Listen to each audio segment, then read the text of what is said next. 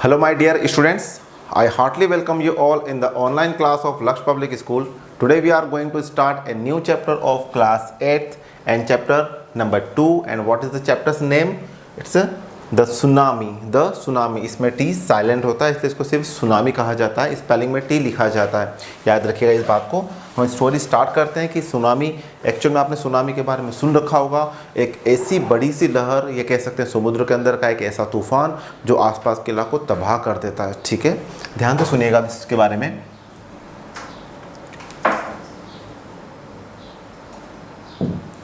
होती क्या है सुनामी?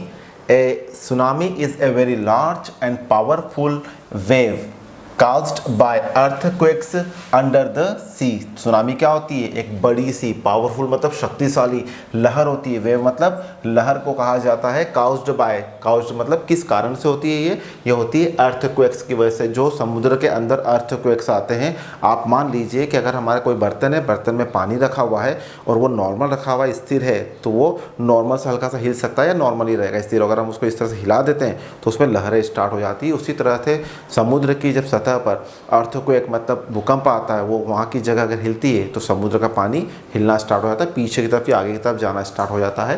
तो उसकी वजह से लहरें, बड़ी बड़ी लहरें स्टार्ट होती है जो आसपास के एरिया को तबाह कर देती है। ऑन दिसंबर 2004, कौन सी डेट को आया था सुनामी? दिसंबर 2004 को जो एक सुनामी आया था, ए सुनामी हिट थाईलैंड। कहाँ पर हिट किया था उसने? हिट मतलब चोट मारना माना जाता है, पर वहाँ पर वो आया था, सुनामी आई थी।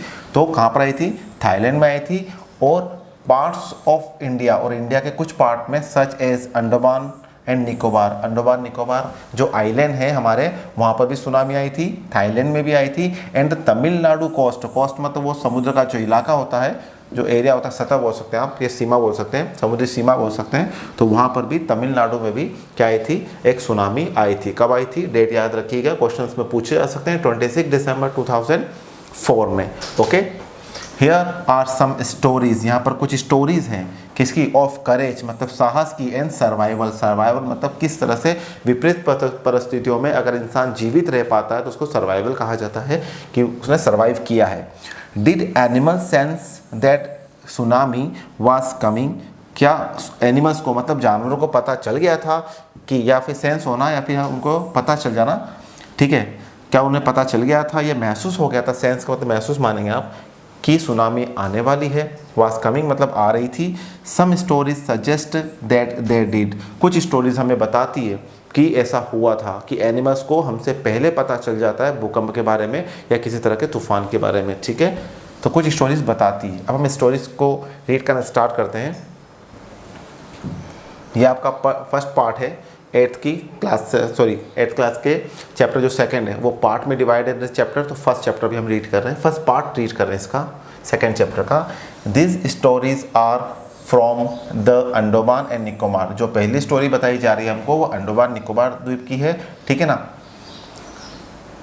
ये जो स्पेलिंग आपको दिख रही है, ऑक पेलेगो बोलेंगे इसे, ठीक है, आर्ची पेलेगो नहीं, ऑक पेलेगो, यहाँ पे का साउंड आएगा, ऑक पेलेगो।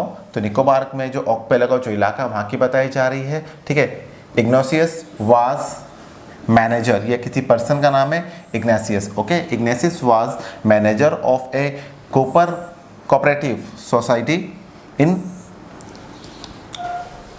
कटचल। ओके, कटचल उस जगह का नाम हो सकता है, उस एरिया का नाम हो सकता है, सोसाइटी ऑफ कटचल का। तो इग्नेशियस पर्सन का नाम है, Ignatius was the manager of cooperative society, और कहाँ का? इन कटचल। कटचल एक एरिया का नाम है, उसके छोटे जगह का आप मान सकते हैं, कॉलोनी आप मान सकते हैं, कुछ और उस जगह की बात की जा रही, इस पर्सन की बात कर रही। His wife walk him up at 6 AM, उसकी वाइफ ने उसको 6 बजे उठाया। किसकी वाइफ ने? छोटी छोटी स्टोरीज है इस चैप्टर के अंदर, छोटी छोटी स्टोरीज है। मतलब सुनामी ने तो उस एरिया में सभी को प्रभावित किया था, कईयों की जान गई थी, पर यहाँ पे जो जो स्टोरी सामने आई थी वो आपको बताई जा रही है। तो यहाँ पे इग्नेशियस की बात की जा रही है, जो कि कोऑपरेटिव में सोसाइटी में एक मैनेजर था। ठीक है, उसकी वाइफ ने उसको 6 बजे उठाया, because C felt an earthquake, क्योंकि उसको सुबह 6 बजे अर्थक्वेक, फेल्ट मतलब महसूस हुआ था, उसको लगा था कि धरती काँप रही है, हल्की सी ये धरती काँप रही है, मतलब कंपन हो रहा है। जिस जगह पर ये आते रहते हैं उनको बहुत जल्दी महसूस हो जाता है। मान लीजिए आपके इलाके की बात हो रही है जहाँ पर अर्थक्वेक नहीं आता है, तो उस जगह पर अगर आता भी तो आपको पहली बार में शायद महसूस नहीं हो पाए, ज़्यादा तीव्र आता है तो महसूस हो जाता है। ठीक है, Ignatius carefully took his television, set off its table and put it down on the ground so that it would not fall and break. क्या करा इग्नेसिस ने केयरफुली मतलब ध्यान से took his television, उस अपने टेलीविज़न लिया, मतलब सेट ऑफ, उसको वहाँ से उठाया, ठीक है, सेट ऑफ द केबल को वहाँ से निकाल लिया, ठीक है। जैसे कि अब टेलीविज़न है, मान लीजिए टेलीविज़न है, अर्थक्वेक आ रहा है, तो उसने क्या किया, केबल निकाल ली, केबल निकालने के बाद ये जो टेलीविज़न है उसे उठा के नीचे की तरफ रख दिया, ठीक है ना। क्यों किया उसने ऐसा, कहाँ पे किया उसने, ग्राउंड मतलब जमीन पर रख दिया। क्यों किया, सो दैट, ताकि it would not fall and break, ताकि वो गिरे नहीं और टूट नहीं जाए। उसे पता है अर्थक्वेक आने वाला, सारे सामान घर के गिरेंगे टूटेंगे, तो जो बस बाहर निकलने से पहले अगर किसी सामान को मैं बचा सकता हूँ तो कर लेता हूँ। उसने टेलीविज़न उसको दिखा, उसने टेलीविज़न का बाहर निकाला और नीचे उसको टेलीविज़न को रख दिया, ताकि अर्थक्वेक अगर हो तो गिरे तो ये टूटे नहीं, ठीक है। Then the family rushed out of the house, फिर वो पूरी फैमिली घर के बाहर निकलती। तब कभी भी, ये हर इंसान को पता है, आपको भी नॉलेज होना चाहिए कि कभी भी अर्थक्वेक आता है अपने घर को तुरंत छोड़ दीजिए, क्योंकि सामान भी आपके ऊपर गिर सकता है, और अगर सामान नहीं, अगर तीव्र आता है तो वो बिल्डिंग भी पूरी गिरा देती है, क्योंकि बहुत कह सकते हैं तीव्र गति से शेक होती है अर्थ, तो उसी समय बाहर निकलना होता है। तो उसने क्या किया, बिना देर किए पहले तो टीवी को नीचे रखा और डायरेक्ट अपने परिवार के साथ बाहर की तरफ भाग गया। कौन, इग्नेशियस, ठीक है। When the tremors stopped, they saw the sea rising. Tremors मतलब वो जो हड़बड़ी होती है उस जगह पर, बाहर निकलने की जो हड़बड़ी होती है, यहाँ पे ट्रेमर्स पढ़ा जाएगा इसे। तो जब वो रुका, दे सा द सी, उन्होंने सी को देखा, मतलब समुद्र को देखा, जो ऊपर की तरफ बढ़ रहा था, जो उसकी लहरें थी वो ऊपर की तरफ उठ रही थी। इन द केओस, इसे केओस पढ़ा जाएगा।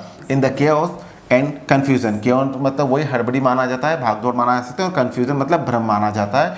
Two of his children caught hold of the hand of their mother's father. ध्यान समझना, जो इग्नेशियस था, इग्नेशियस बाहर की तरफ जब गया तो उसने देखा कि बहुत बड़ी लहरें उठ रही है। अब लहरें उठ रही है इसका मतलब हमारी तरफ आएगी, ठीक है। राइजिंग मतलब ऊपर उठ रही है, अब ऊपर उठ रही तो हमारी तरफ अब आएगी।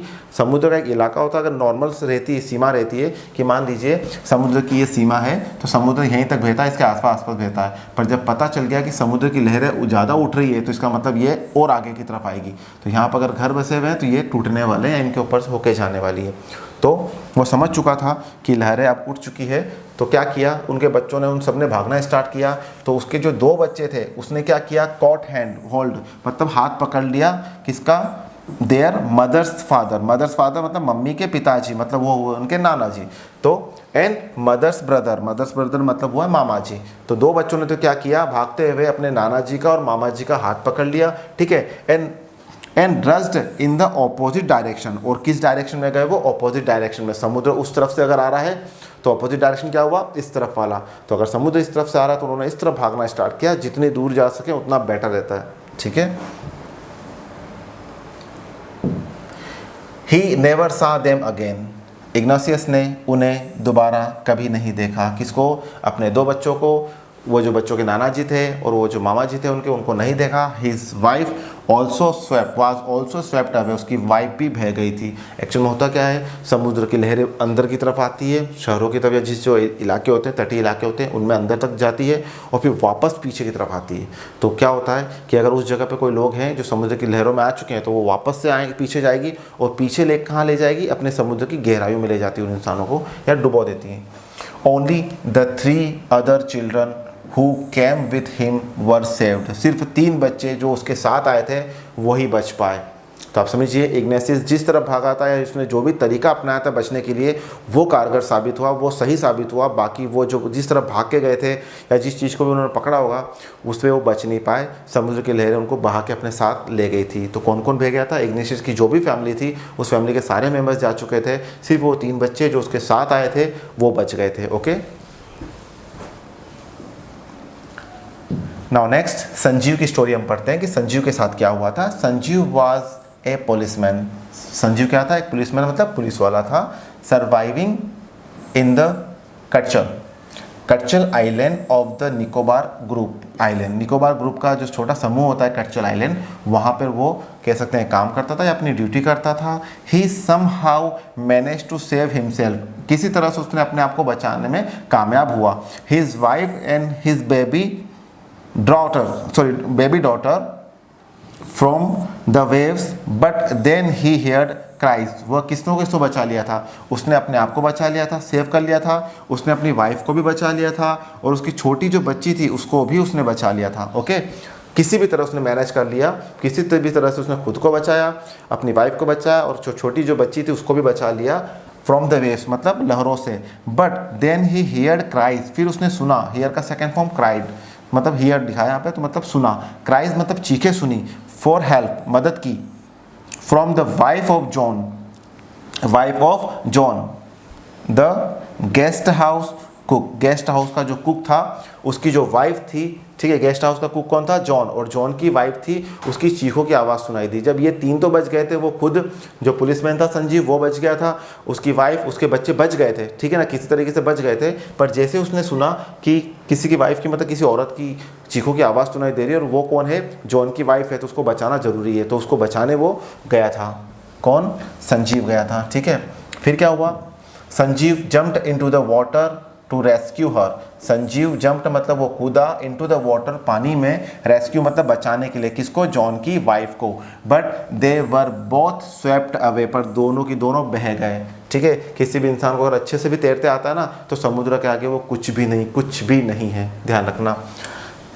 13 ईयर ओल्ड मेघना वाज स्वेप्ट अवे। अब दूसरी स्टोरी स्टार्ट होती है यहाँ पे 13 ईयर ओल्ड मेघना की, जो कि 13 वर्ष की लड़की है। वाज स्वेप्ट अवे, वो भी बह गई थी, अलॉन्ग विथ हर पेरेंट्स, अपने पेरेंट्स के साथ, एंड 77 अदर पीपल, 77 अपने पेरेंट्स के साथ मेघना बही थी, और उसके साथ 77 लोग भी बह गए थे। She spent 2 days floating into the sea. 2 दिन तक वो समुद्र में तैरती रही, 2 दिन तक समुद्र में तैरती रही। पर तैरने का मतलब ये नहीं कि तैरना तो इतने दिन तक, इतनी देर तक इम्पॉसिबल थिंग होती है। इसका मतलब ये कोई सहारा मिल गया था उसके ऊपर, उसने उस चीज़ को पकड़ के बस वो उस जगह पर रुकी रही, क्योंकि समुद्र बाद में ठंडा भी हो, शांत भी हो जाता है। मतलब सुनामी आती है, कुछ देर के लिए आती है, वो अंदर से खींच के सबको, सारे सामान को बाहर या इंसानों को बाहर अंदर की तरफ ले जाती है समुद्र के अंदर, और वो डुबो देती है फिर उसे। उसी तरह से होता है। तो जब उसके साथ हुआ तो सभी 77 लोग भी उस किसी के साथ निकल लिए थे, पर कोई चीज़ उसको मिल गई हो जिसकी वजह से बच गई हो। तो 2 दिन तक वो बचती रही, पर पेरेंट्स और 77 पर्सन्स नहीं बच पाए। Holding on to a wooden door, एक दरवाजा उसे मिला था, एक टूटा हुआ दरवाजा। आप एक दरवाजा मान सकते हैं, दरवाजा लकड़ी का होता है जो कि डूबता नहीं है, ठीक है ना। पर उसके ऊपर अगर बैठते हैं तो उसका अगर उम्र के हिसाब से वेट अगर ज़्यादा कम नहीं है तो उसके ऊपर तैर भी सकती है, वो बैठ भी सकती थी, या फिर उसको सिर्फ पकड़ भी रखती थी। अगर वो डूब रहा है उसके वजन की वजह से डूब सकता था, और बाकी ऐसे नहीं डूब सकता था, तो सहारा लेके पकड़ सकती थी। तो 2 दिन तक तो उसने उस बात को होल्डिंग मतलब पकड़ के रखा उस दरवाजे को, ठीक है ना।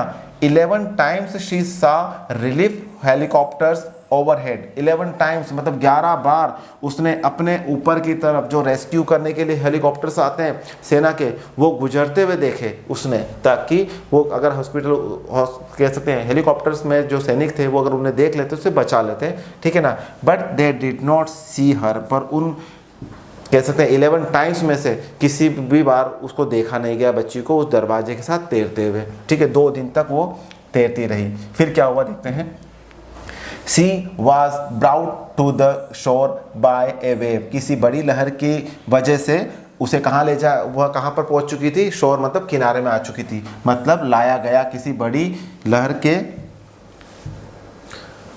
लहर के द्वारा उसको कहाँ लाया गया? किनारे पर लाया गया। And was found walking on a sea shore, और कहाँ मिली वो? समुद्र के तट पर चलते हुए दिखाई दी, वॉकिंग चलती हुई दिखाई दी सी शोर। इन ए डेज, डेज का मतलब होता है बदहवास तरीके से, मतलब उसको कुछ होश ही नहीं था। 2 दिन तक एक ही पानी के अंदर, खारे पानी के अंदर कह सकते हैं लहरों से जूझते हुए उस कह सकते हैं दरवाजे के सहारे वो जिंदा रही, और जब वो समुद्र के किनारे पहुंची तो बदहवासी की हालत में वो चल रही थी। एल्मास जावेद वाज 10 ईयर्स ओल्ड। अब इसकी जो कहानी बताई जा रही है, एल्मास जावेद की कहानी बताई जा रही है, इसे भी समझिए इसके साथ क्या हुआ था। She was a student of Carmel convent in port Blair. वो कौन थी? एल्मास जावेद, ठीक है। कौन थी? एक स्टूडेंट थी जो कि कार्मेल कॉन्वेंट स्कूल में पढ़ती थी, जो वो कहाँ पे था? पोर्ट ब्लेयर में था, ठीक है ना। Where her father had a petrol pump, जिसके वहाँ पर उसके पिताजी का क्या था?